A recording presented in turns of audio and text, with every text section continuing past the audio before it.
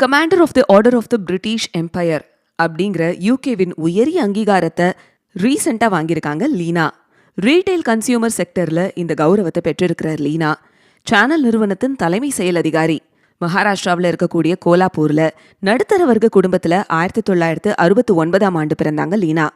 இளம் வயசுல இருந்தே பெரிய இலக்குகளை கனவு கண்டாங்க. லட்சியங்களை கனவு காண்ற பெண்ணுக்கு எப்படி திருமணமாகும் அப்படிங்கிறது தான் இவங்க குடும்பத்தோட கவலை. உங்க பக்கத்துல இருக்கவங்களுக்கே உங்க கனவை பத்தி புரிய வைக்க முடியாதுன்னு சொன்னா அந்த கனவு எப்படி நிஜமாகும்? உங்க கனவை நீங்க உறக்க சொல்லுங்க அப்படின்னு சொல்றாங்க லீனா. சொன்னது மட்டும் இல்ல, அதை செஞ்சும் காட்டியிருக்காங்க. அவங்க படிச்ச பள்ளியில மேல்நிலை கல்வியை முடிச்ச முதல் பெண்கள் பேட்ச்ல அவங்களும் ஒருத்தவங்க.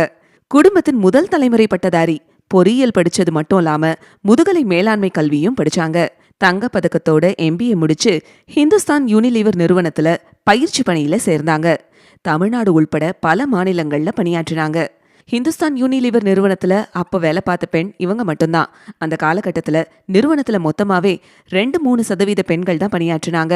இன்னைக்கு அது பாதிக்கு பாதி அப்படிங்கிற நிலைமையை நோக்கி முன்னேறி இருக்கு. தலைமை பொறுப்புகள்ல அதிக அளவுல பெண்கள் இருக்கிறாங்க. கெரியர் பை சாய்ஸ் ப்ரோக்ராம் மூலமா நிறைய பெண்களை பணியில அமர்த்தினதுல லீனாவின் பங்கு முக்கியமானது. இது எல்லாமே அவங்கள யூனிலீவரின் முதல் பெண், முதல் ஆசிய, மிக இளம் CHRO-வா ஆக்க உதவியது.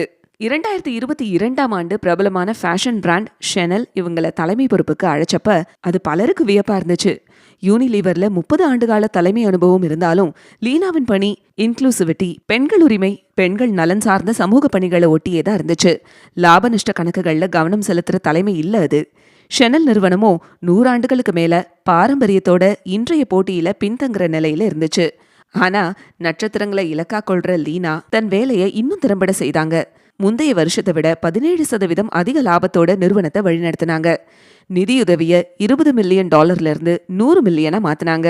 இடையில இருக்கக்கூடிய சுமார் 700 கோடி ரூபாய் லீனாவின் தலைமைக்கு கிடைச்ச வெற்றின்னு தான் சொல்லணும். இதெல்லாத்தையும் பண்ண லீனா பெண்களுக்கு முன்னுரிமை வழங்குறத நிறுத்தல.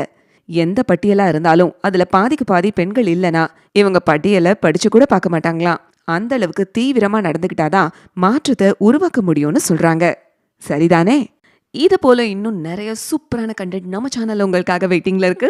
சப்ஸ்கிரைப் பண்ணலனா உடனே பண்ணிடுங்க.